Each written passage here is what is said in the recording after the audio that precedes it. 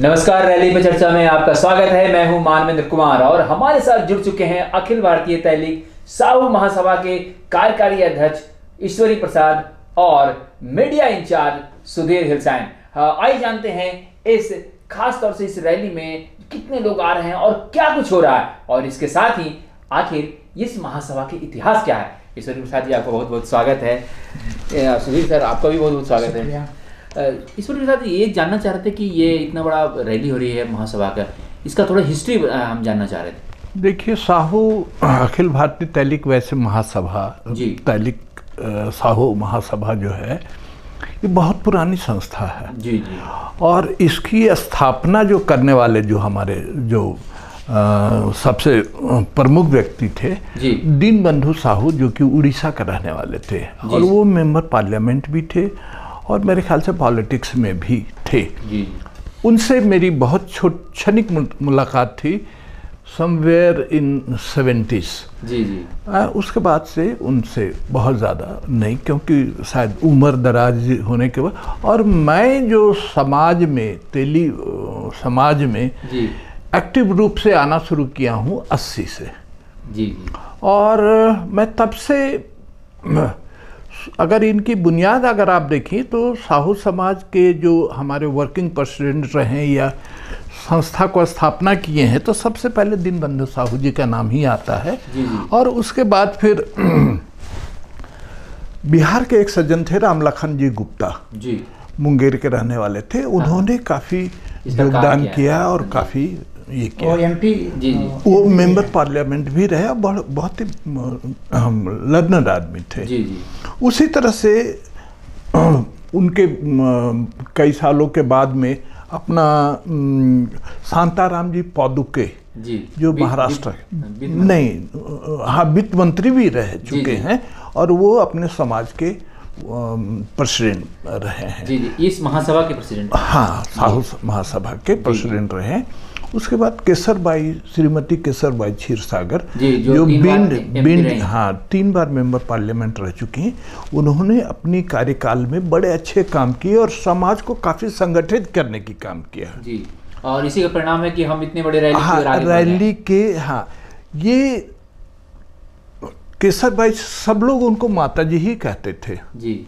और एक्चुअल में वो समाज की माता हो गई थी जी। और थी जी जी, हो नहीं गई थी, सभी लोग थी और वही उनका सबके साथ जी। बिल्कुल, केसरबाई क्षीरसागर के बारे में और भी हम माता जी के बारे में जान रहे हैं। सुधीर से बड़ा लगाव था उनका, तो हम सुधीर से जानेंगे कि खासकर वो जब बनी तो काफ़ी विस्तार हुआ, तो आप थोड़ा सा इसमें बताएं कि किस प्रकार से वो हैंडल करते थे लोगों को और कैसे जोड़ते थे। देखिए, जैसा कि ईश्वरी प्रसाद ईश्वरी बाबू के बारे में ही मैं बताना चाहूँगा जी कि तहलीक साहू महासभा में इलाहाबाद में स्टूडेंट था जी। तो उस समय ईश्वरी बाबू, एक और इनके बारे में महत्वपूर्ण चीज़ है कि तेली समाज के जो बुद्धिजीवी कर सकते हैं, पदाधिकारी, कर्मचारी या कुछ लोग रहे हैं, उनके उनको संगठित करने के लिए बहुत, मतलब उसमें संख्या बहुत नहीं थी। ईश्वरी प्रसाद जी का बहुत बड़ा योगदान है जी। आज जो भी संस्था है, स्नेही इंटरनेशनल है, स्नेही भारती, बहुत सारी संस्थाएं छोटे छोटे हैं जो जिनका की संख्या हजारों में नहीं है जी। 500 होगा, 1000 होगा जी। लेकिन वो एक उनको, मतलब उनकी जो एक्टिविटी रही है कि मिलना जुलना आपस में, अब ये भी कर सकते हैं कि शादी विवाह या लोगों को वो करना, लेकिन वो भी एक संगठित करने का काम रहा है जी। तो उसमें ईश्वरी बाबू का बड़ा योगदान रहा जी। और मेरी मुलाकात उसी क्रम में स्नेही इंटरनेशनल के एक कार्यक्रम में हुई। उस समय ये उसके अध्यक्ष थे इलाहाबाद में चंद्र लोक सिनेमा के सामने ऑडिटोरियम है, विश्व साहित्य सम्मेलन प्रयाग जी। उस सभागार में मुलाकात हुई थी और उसके कुछ पहले से मैं साहू समाज के एक्टिविटीज से जुड़ा हुआ था इलाहाबाद में भी। और उस समय शांताराम पौदुके जी थे अध्यक्ष। रैली एक हुई थी, मैं अगर गलत नहीं हूँ, ईश्वरी बाबू करेक्ट करेंगे, रायपुर में और उस रैली में मैं गया था। शांताराम पौदुके जी भी थे, माता जी भी थी और तमाम मैं भी था। आप तो थे ही, तमाम लोग आए थे पुराने। और दीनबंधु साहू जी के बारे में मैं बताना चाहूँगा कि वो मंडल आयोग, जो पिछड़े वर्ग को आरक्षण जो आज मिल रहा है, उसका जो मंडल आयोग जो कमीशन थी उसके सदस्य भी रहे हैं। जी हाँ। सामाजिक क्रांति। और इसका मतलब कि सरकार ने उनको एक समाज वैज्ञानिक के तौर पर माना था। तो उनकी जैसे राम लखन गुप्त जी सांसद रहे और वो मुंगेर के रहने वाले थे। उनकी अपनी तेली समाज में तो हित गतिविधियां और वैश्य समाज में भी वो लगे बहुत अच्छा हाँ पकड़ थे ये है। और आज जो आपने माता जी के बारे में पूछा, जैसा कि केसरबाई क्षीरसागर माता जी, जिनको काकुर के नाम से भी जाना जाता है, उनका महत्वपूर्ण योगदान रहा है तेली समाज को संगठित करने में। और उसके बाद जो अभी हमारे राष्ट्रीय अध्यक्ष माननीय जयदत्त क्षीरसागर जी हैं, जिन्हें अन्ना के नाम से जाना जाता है महाराष्ट्र में, उन्होंने अपनी जो उनको कार्यभार जब उन्होंने संभाला तो पूरी तल्लीनता से कह सकते हैं, और बहुत व्यस्त हैं वो, बहुत सारे शैक्षिक संस्थान भी चलाते हैं, राजनीतिज्ञ भी हैं और समाज सेवा के बहुत सारे जो चैनल्स हैं उनसे वो जुड़े हुए हैं। लेकिन उस व्यस्तता के बावजूद भी उन्होंने तेली समाज को संगठित करने के लिए अपना योगदान दिया है। और आपको देखिए, जो लीडर होता है उसके नीचे जो लोग होते हैं वो काम करते हैं, जैसे ईश्वरिया वो कार्यकारी अध्यक्ष हैं और भी जो लोग हैं, रामलाल गुप्ता जी हैं, तो सब लोग उनके मार्गदर्शन में लगे हुए हैं। मैं भी हूँ। मैं आज अखिल भारतीय तैलिक साहू महासभा का मीडिया का कार्य देख रहा हूँ। मैं वर्षों से जुड़ा रहा और मैं पत्रकारिता और संपादन के क्षेत्र से जुड़ा रहा हूँ। और अपना मैं ये मानता हूँ कि जो जिस तरह योगदान दे सकता है तो वो दे रहा है। और जैसा कि मैंने आपको एक दिन और बतलाया था और इस रैली पर चर्चा के क्रम में बताना चाहूँगा, आपने ही सवाल किया था, शायद आपको किसी ने ट्वीट किया था या मीडिया पे किसी ने मैसेज भेजा था कि जयदत्त क्षीरसागर जी को लोग दलित समाज का कांसीराम, बिल्कुल दलित समाज का कांसीराम, हम इस पर एक एपिसोड भी चलाएं। ये मुहावरा के तौर पर आप देखें, कांसीराम जी एक ऐसे सिंबल है। और चूंकि मैं दलित आंदोलन से भी जुड़ा रहा हूँ कि उन्होंने बहुजन समाज को, सिर्फ दलितों को नहीं, उसमें बैकवर्ड भी थे, उसमें तेली भी था, मैं मतलब वो बड़े लेवल पर संगठित करने का काम कर रहे थे।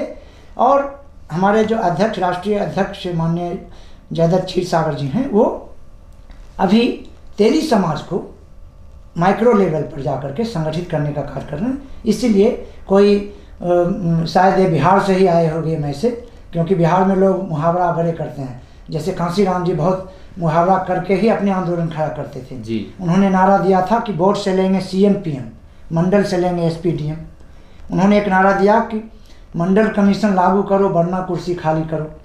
और जिस तरह से कांसीराम जी आगे बढ़े थे, तो पढ़े लिखे थे, वो एक साइंटिस्ट, जूनियर साइंटिस्ट के तौर पर उन्होंने अपना कैरियर शुरू किया था, BSc थे। और समाज विज्ञान उन्होंने पढ़ा नहीं था और समाज विज्ञान आंदोलन में आकर समाज विज्ञान को पढ़ा और नारे गढ़े और राजनीतिक उत्कर्ष को प्राप्त किया। जी बिल्कुल। ईश्वर प्रसाद जी, आप खासकर कार्यकारी अध्यक्ष रहे हैं, आपने ढेर सारे अध्यक्ष को देखा, क्या लगता है कि इतने संगठित अभी भी नहीं हो पाए जितना होना चाहिए था? क्या कि बहुत जगह आप पॉपुलेशन में हैं लेकिन आपके पास लीडरशिप वहाँ नहीं है। मैं इस बारे में यही कहूँगा कि जब जयदत्त जी को केसरबाई क्षीरसागर काफ़ी बुजुर्ग हो गए, इनकी माता जी थी, और इनको हम लोग बहुत इनकरेज करके और ये कह, लेकिन जब एक मरतबे जब इन्होंने अपना कार्यभार संभाला तो संस्था को आगे माता जी ने, केसरबाई क्षीरसागर ने जो संस्था बनाई, उन्होंने एक यहाँ पर समाज भवन बनाया और उसमें काफ़ी लोगों ने कंट्रीब्यूट किया, दिल्ली से भी कंट्रीब्यूशन और through out the country he contribution था और वो संस्था बनाई। जयदत्त जी और माता जी में थोड़ी सी फर्क है। जयदत्त जी ठीक ग्राउंड लेवल के लोग उस समय बुनियादी रूप से चल रहे थे। जयदत्त जी एक पढ़े लिखे और काफ़ी समाज के, दलित समाज के कहिए या बैकवर्ड समाज को कहिए या तेली समाज को कहिए, उठाने में काफ़ी इन्होंने योगदान दिया। एक चीज़ और है, ये मेरे ख्याल से 90 के आसपास ये करीब 1 लाख से ज़्यादा की भीड़ इन्होंने नागपुर में एक रैली कराई थी, जिसमें महाराष्ट्र के सारे चीफ मिनिस्टर सभी ही लोग, शरद पवार जैसे लोग भी वहाँ पर आए और बड़ी अच्छी संख्या में गैदरिंग हुई और काफ़ी लोग वहाँ आए और उससे देश में एक क्रांति आई। बिल्कुल, एक तब संदेश से अब तक मेरे ख्याल से 90 के आस 90 के 91-2 था।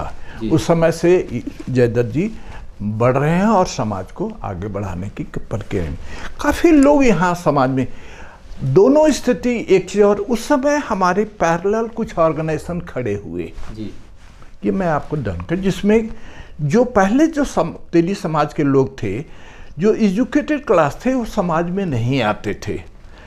तो उसके लिए स्नेही भारती और स्नेही इंटरनेशनल 2 संस्थाओं की स्थापना की गई और वो स्थापना में मैं संस्थापकों में से रहा हूँ और उसमें काफ़ी है। लेकिन मेरी खुद की समझ ये बढ़ गई कि ये जो संस्थाएं हैं वो सभी एजुकेटेड है, ये सभी लोगों को लेकर के चलने वाली बात है। जो काम जयदत्त जी ने किया है और इनके मार्गदर्शन में हम लोग तब से अभी तक काम कर रहे हैं और समाज के लोग काफ़ी, जितने स्नेही इंटरनेशनल के, स्नेही भारती के जितने संस्थापक थे वो सभी इससे अटैच हुए।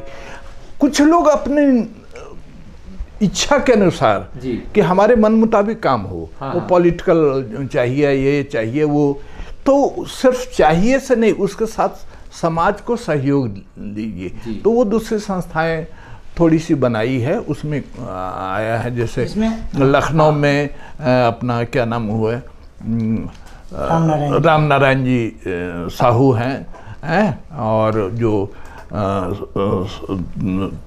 तेली और राठौर चेतना समिति बना ली। इसी तरह के कुछ और लोग हुए। सबसे पुरानी संस्था अखिल भारतीय तैलिक, हाँ, जिसकी स्थापना 100 साल से ज्यादा हो गया, ज्यादा 100 साल 106 साल हो गया। तो और इसमें एक चीज मैं जोड़ना चाहूँगा, ईश्वरी बाबू ने बड़ा अच्छा पॉइंट दिया कि जो शिक्षित लोग हैं वो अगर कोई संगठन बना के, उनका तो सब कुछ ठीक ठाक चल रहा है, लेकिन अगर कोई सामाजिक संगठन है तो उनका कर्तव्य बन जाता है कि वो अपने समाज के आखिरी पंक्ति में रहने वाले जो लोग हैं उनको आगे लाने के लिए कुछ करें।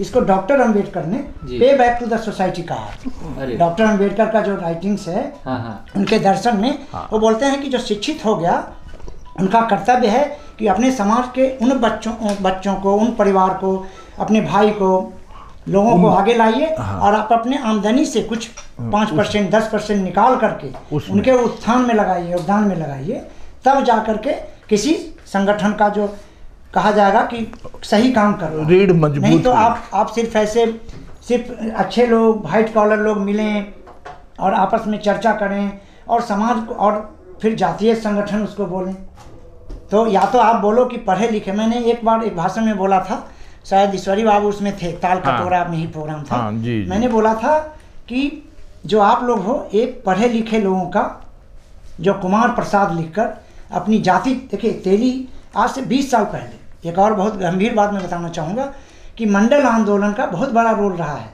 और कांशीराम जी का खासकर नाम लेना बहुत उचित, उनके प्रति सम्मान होगा कि उन्होंने बोला कि तुम बोलो कि मैं तेली हूँ, बोलो कि मैं पटेल हूँ, मैं तमोली हूँ।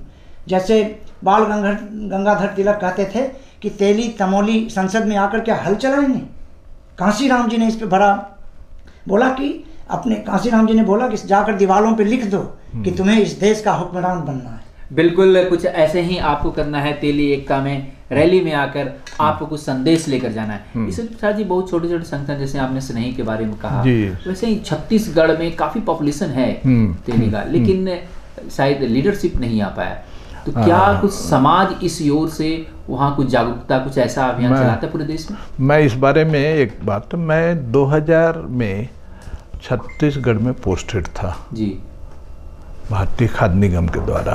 और वहाँ चूँकि ये हमारा कोई पर्सनल या कोई प्रॉफिट के लिए हम ये काम नहीं, ये हम जिस समाज में पैदा हुए इस समाज के लिए है, तो वहाँ हमने जिम्मेदारी बनती है। और इसी के संबंध में वहाँ हमने कई मीटिंग्स भी की और एक बार की मीटिंग में वहाँ के चीफ मिनिस्टर भी आए थे, जो कि एक बात मैंने शायद उस समय के हिसाब से गलत बोल गया हूँ, वो ये है कि मैंने कह रहा था, ये वहाँ के जो चीफ मिनिस्टर थे अजीत जोगी जी थे जी, और वो मुझे बहुत बुला करके एक तरह से ले गए थे, लेकिन उन्होंने क्या देखा वहाँ पे कि ये तो भाई वो इस समाज से है। और यहाँ पर हमने कहा जी जोगी जी, आज जिस समाज के लोग आपको प्रथम स्थान दे करके आपको बुलाया और आने में इतना विलंब आपने किया, शायद ये समय दूर नहीं है, छत्तीसगढ़ की जो पॉपुलेशन है उस चीज़ को देखते हुए मैं कह सकता हूँ कि कल शायद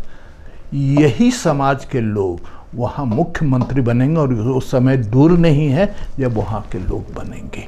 हाँ, ये बात अलग है कि हम 25 साल पीछे चले गए। मंडल आंदोलन की अगर आप बिहार उत्तर प्रदेश के राजनीति को देखें तो मंडल आंदोलन से वहाँ पे पिछड़ा वर्ग का नेतृत्व उभरा।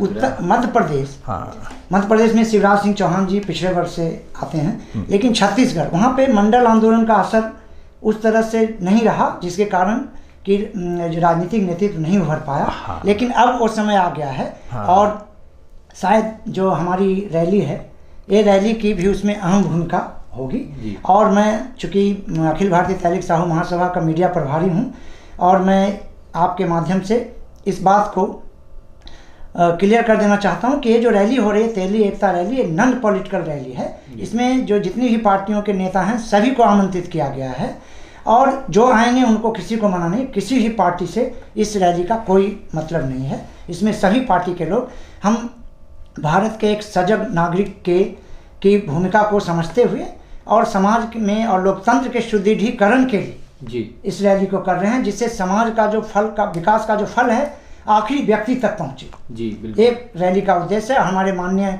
जो राष्ट्रीय अध्यक्ष हैं उनका भी यही उद्देश्य है और अपने उद्देश्यों में तो अपने क्षेत्र में बहुत सघन रूप से लगे हुए हैं। अभी मैं थोड़ी देर पहले चर्चा कर रहा था कि वो बहुत सारे सोशल फ्रंट पे काम करते हैं, शिक्षण संस्थान चलाते हैं, तो उनसे तमाम जो पे बैक टू द सोसाइटी का काम अपने लेवल पे कर रहे हैं वो।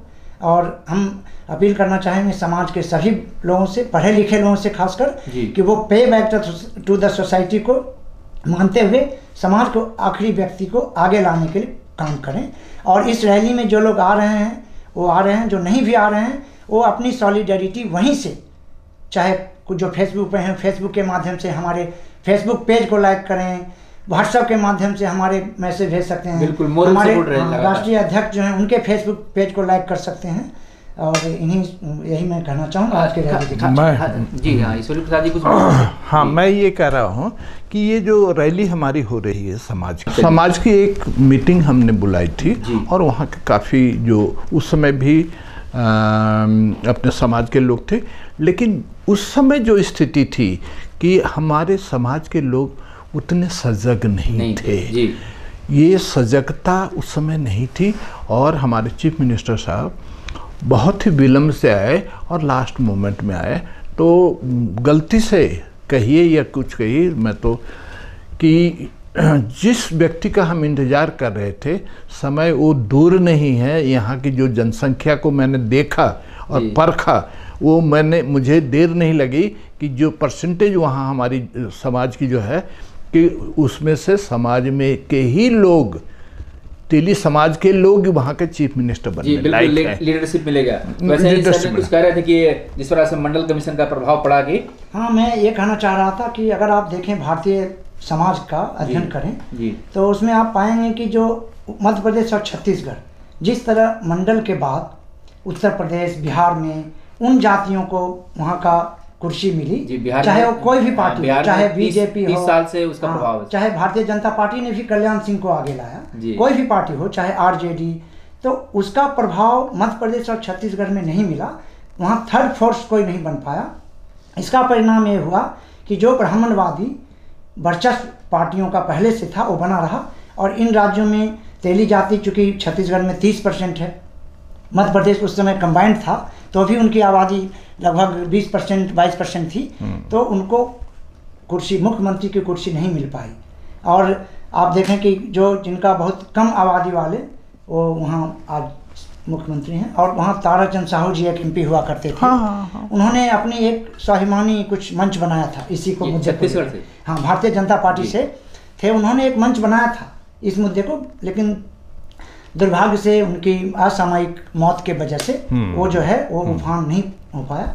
उनका भी बड़ा योगदान रहा है उनके सामाजिक रूप से, मतलब छत्तीसगढ़ में काफ़ी। खासकर सुधीर सर, आप लिखते रहे हैं दलित पर और लगातार उस पर काम करते रहे हैं। कुछ ऐसा थाउट होता है जिसको पकड़कर आगे बढ़ता है कोई एक संस्था, वैसी कुछ है डेवलपमेंट आपके? देखिए हाँ, मतलब अगर आप देखें कि जो दलित आंदोलन जी आज इतना मजबूत है कि एक मतलब सोशल मैसेज पे पूरी दिल्ली या पूरा देश उमड़ जाता है, बिल्कुल। वो हमारे समाज को अगर देखें तो नहीं है, क्योंकि वहाँ एक डॉक्टर अंबेडकर जैसे महानायक हैं जी, जिनके पीछे पूरा समाज खड़ा है। उसी तरह जो महात्मा ज्योतिबा फूले अंबेडकर आंदोलन, पूरा समाज खड़ा है। और मुझे लगता है कि माननीय जगदीश क्षीरसागर जी जो हमारे राष्ट्रीय अध्यक्ष हैं, कहीं ना कहीं उनके चिंतन में, अब मेरी उनसे बात नहीं हुई है इस मुद्दे पर, लेकिन चूँकि महाराष्ट्र की भूमि बहुत क्रांतिकारी भूमि रही है, जिसने कि आप हमारे समाज के भी जगनाडे महाराज संत हुए हैं, तो हमारे अध्यक्ष महोदय को कहीं ना कहीं से कुछ चिंतन में आया है।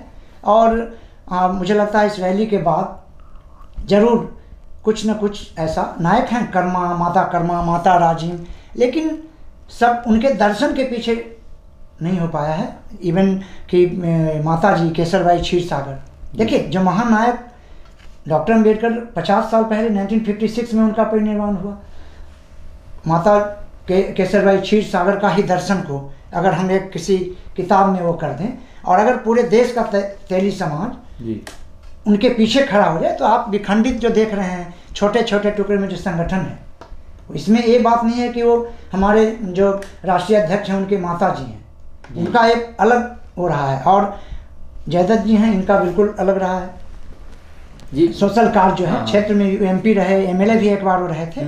और ठीक है, विरासत कोई गलत चीज़ नहीं होती।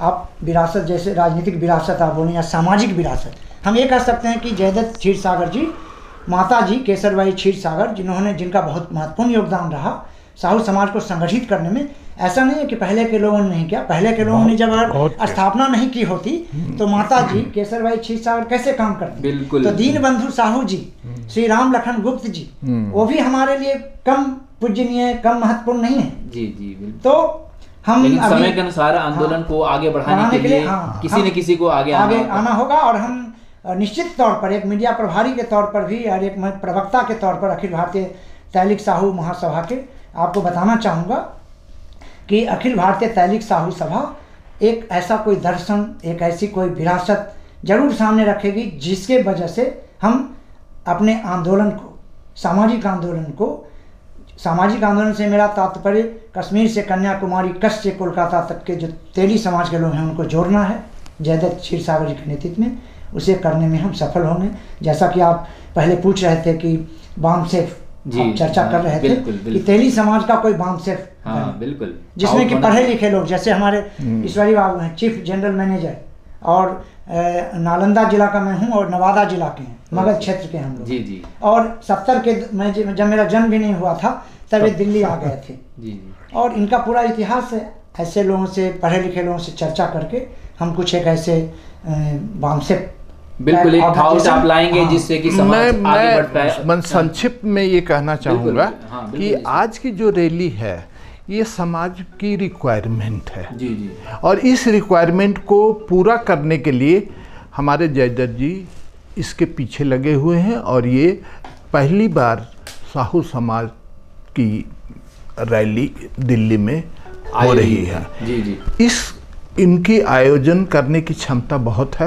वो हम देख चुके हैं महाराष्ट्र में नागपुर की रैली में, और जहां लाखों लोग आए थे और सारे मिनिस्टर्स महाराष्ट्र के सभी वहां पे, शरद पवार जैसे दिग्गज नेता भी आए हुए थे, और वो छगन भुजबल जी भी आए हुए थे। और मुझे उम्मीद है कि इस रैली का प्रभाव पड़ेगा, समाज पर भी पड़ेगा और सरकार के मन में भी पड़ेगा, भी पड़ेगा, प्रभाव पड़ने वाला है इस अखिल भारतीय तैलिक साहू महासभा के खास करके जो रैली हो रहा है इस पर दूरगामी प्रभाव पड़ेगा। जैसा जिस प्रकार से मेहनत किया गया है और लोगों को एकजुटता आप प्रदान कर रहे हैं। और निश्चित तौर पर आप लोग आए स्टूडियो में, इतना अच्छी चर्चा की, खासकर ईश्वर प्रसाद जी आपका और सुधीर जी बहुत बहुत धन्यवाद कि आपने आए और इतने अच्छे थाउट रहे। तो निश्चित तौर पर अखिल भारतीय साहू महासभा जिस प्रकार से अभी थाउट ला रहा है, तय है कि इस रैली के बाद एक अच्छे विचार के साथ समाज को एकजुटता करने में और अब ये लोग आगे आएंगे। नमस्कार।